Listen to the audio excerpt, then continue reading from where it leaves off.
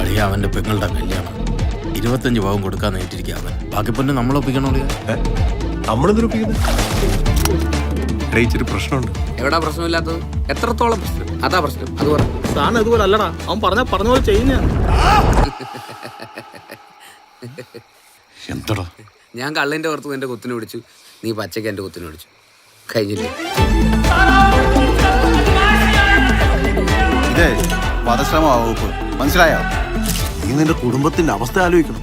നിന്റെ പെങ്ങടെ കെട്ടുവരുവാന്ന് ഓർത്തോണം. പിന്നെ നിങ്ങൾ എന്നെ നന്നായിട്ടൊന്ന് ട്രീറ്റ് ചെയ്താൽ മതി.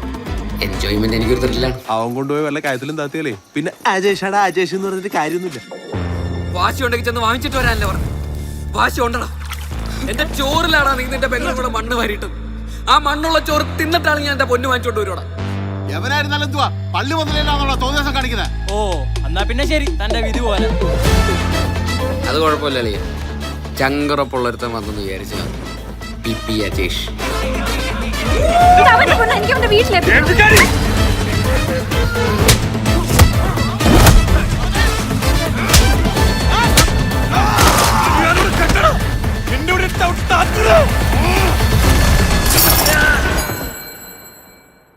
നമ്മുടെ കയ്യിൽ ഒരു 10 കോടി രൂപയാണെങ്കിൽ നമ്മളിവിടെ വന്നിരിക്കേണ്ട കാര്യമുണ്ടോ?